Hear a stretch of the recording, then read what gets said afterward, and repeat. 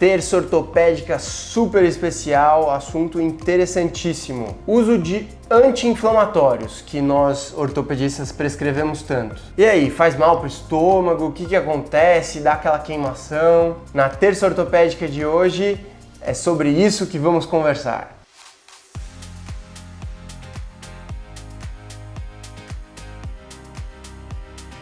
Bem-vindos a mais uma terça ortopédica, eu sou o Dr. Eric Cury e hoje estou acompanhado pela queridíssima doutora Caroline Soares.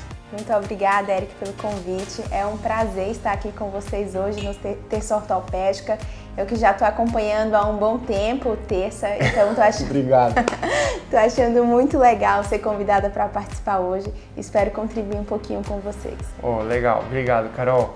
Nós somos colegas aqui da Clínica Sartor, fomos colegas de Hospital das Clínicas e a doutora Caroline, posso chamar de Carol? Pode chamar de Carol, fica à vontade. Doutora Carol é gastroenterologista clínica. Ela é uma clínica que tem sua especialização pelo trato gastrointestinal, que subespecializou em doença inflamatória intestinal, certo? Exatamente. Então, ninguém melhor para nos explicar aí sobre mitos e verdades sobre o uso de anti-inflamatórios. É sabido que os anti-inflamatórios não hormonais, que a gente usa bastante na ortopedia, na reumatologia, podem causar gastrite.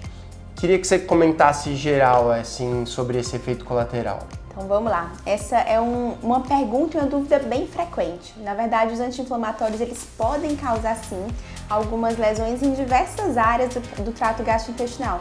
No estômago, no intestino fino, que é o que a gente chama de intestino delgado, no intestino grosso, que é o cólon.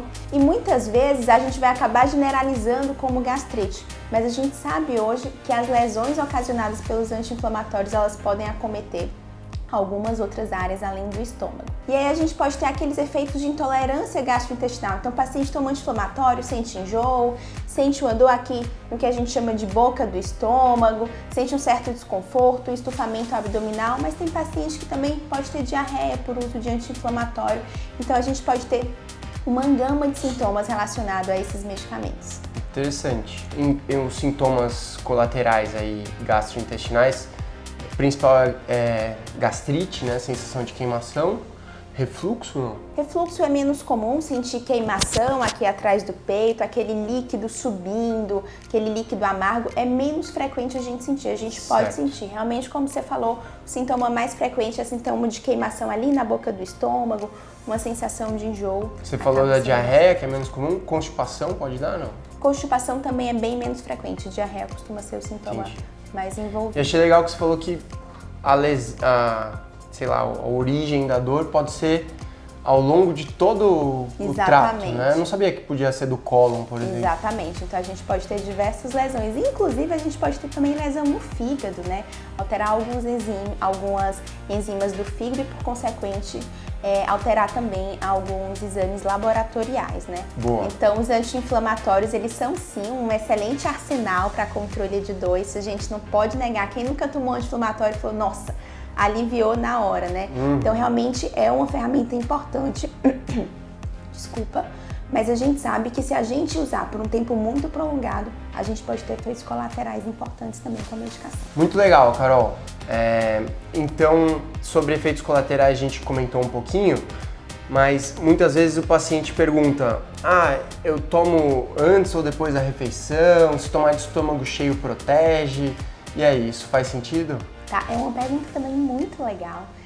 Na verdade, tomar o anti-inflamatório com ou sem alimento, isso não vai proteger de fazer lesão, mas isso vai proteger de ter alguns sintomas. Esses sintomas mais frequentes, da queimação, do enjoo, do desconforto, tomar com alimento, o anti-inflamatório com alimento, isso pode reduzir a chance de ter esses sintomas. Então vale a pena sim tomar o remédio com alimento. Legal. Outra coisa importante também, para a gente tentar proteger e reduzir isso, a gente tem praticamente dois tipos de anti-inflamatórios, que são os anti-inflamatórios que eles fazem uma cobertura anti-inflamatória mais abrangente, e a gente tem aqueles mais seletivos, que são os inibidores seletivos de COX-2.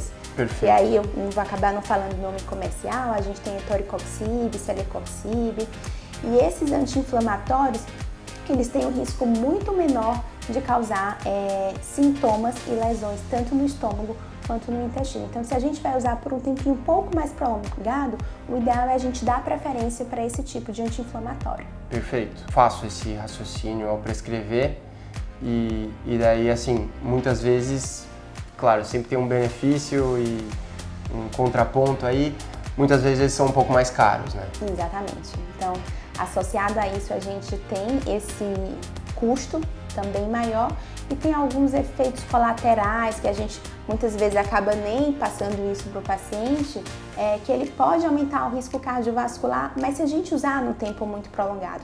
Na maioria das vezes a gente usa por um curto período de tempo, então a gente não costuma preocupar com isso, portanto a gente não costuma repassar isso para o paciente para não gerar ansiedade desnecessária, né? Mas é um efeito colateral que a gente tem que ficar atento se a gente precisar usar por um prazo maior. E daí, na mesma linha de que ingerir o comprimido de estômago cheio não vai lhe proteger de todos os efeitos colaterais, outra pergunta agora sobre a via de administração, né? Então, às vezes o paciente fala, doutor, não, por boca, para mim dá muito queimação, para mim o anti-inflamatório só na veia. E aí, o anti-inflamatório endovenoso, intramuscular, ele não vai lhe dar queimação? Como é que funciona isso? Então, esse é um excelente ponto. Isso sim a gente pode falar que é um mito. Na verdade, modificar a via de administração do anti-inflamatório ou tomar um anti-inflamatório que tem um revestimento especial, um revestimento que vai fazer ele ser absorvido só um pouco depois ali no intestino, isso não protege a gente de ter os efeitos colaterais. Por quê? Porque o problema que vem disso, na verdade, é a liberação de algumas substâncias que vão acontecer com a medicação, né? E por conta disso a gente vai ter lesão independente da forma que vai administrar a medicação. Então usar intravenoso, intramuscular, com revestimento diferente, isso não vai te proteger das lesões e dos efeitos colaterais. Não é exatamente o comprimido em contato com a mucosa que está causando efeito colateral. Exatamente. Mas ele vai ser absorvido, cair na corrente sanguínea, promover uma ação e é essa ação que dá. Exatamente. Então, assim, talvez seja um efeito placebo aí, né? A pessoa, não, tá na veia, então não vai dar queimação. Exatamente. Mas é muito comum, né? Com certeza. O paciente achar que, não tomei por boca, então não fez mal pro estômago. É bem interessante isso mesmo. Mas com certeza, assim, o efeito da nossa mente, a gente sabe que a gente tem uma comunicação muito grande, né? O nosso eixo cérebro, trato gastrointestinal. Então, muitas vezes, eu acho que aquele medicamento, ele não vai me causar efeito colateral. Muitas vezes, realmente, eu consigo passar sem ter algum sintoma específico. Da mesma forma, se eu acredito que aquele medicamento vai me fazer mal, muitas vezes nem é um efeito colateral relacionado ao medicamento e eu sinto aquele efeito, né? É poderosíssimo, né? Exatamente. E isso tem estudos científicos que demonstram o poder, né, do efeito placebo e tudo mais. E, bom, sobre anti-inflamatórios, né, a doutora Carol colocou aí 2 tipos dentro dos não hormonais, mas eu vou dar um passinho antes. Então, dentro dos anti-inflamatórios temos os hormonais e os não hormonais. Já comentamos aqui isso em outra ocasião, mas retomando. Então, os hormonais são aqueles que mimetizam o cortisol, que é um hormônio que a gente produz, por isso chamamos de anti-inflamatórios hormonais, né? Agora, os anti-inflamatórios não hormonais são esses que estamos conversando mais aqui, que são os que classicamente causam esses sintomas e tudo mais.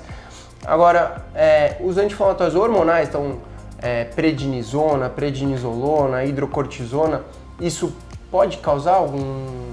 Então, esses anti-inflamatórios hormonais, né, que geralmente são os corticosteroides que a gente fala, eles têm um efeito muito menor em relação ao trato gastrointestinal nesse sentido de efeitos colaterais. Por quê? Porque o mecanismo de ação deles é diferente. Então, são medicações que a gente pode considerar quando o paciente tem muito efeito colateral, né? E para aqueles pacientes também que não podem utilizar anti-inflamatórios. Por exemplo, pacientes com doença inflamatória intestinal, doença de Crohn reticulite, a gente pede a todo custo que evite anti-inflamatório. Se precisar, usa por um curtinho período de tempo. E aí, nesses pacientes, eu vou preferir o corticoide. Mas lembrar, todo medicamento carrega o seu risco de efeito colateral. Corticoide a longo prazo aumenta o risco de elevar a pressão, de descontrolar a diabetes, ganho de peso. Então sempre a gente vai ter que ponderar risco-benefício e por isso que é muito importante ter um médico de confiança, que ele vai te conhecer o teu histórico, o teu problema de saúde atual e vai conseguir pesar qual que é o medicamento mais adequado para você. Bom, gente, eu adorei. Espero que vocês tenham gostado também. Aprendemos bastante aqui com a doutora Caroline Soares. Muito obrigado, Carol. Obrigada. Eu que agradeço. Foi um prazer. Espero que vocês tenham gostado também. Até uma próxima. Nos vemos numa próxima Terça Ortopédica.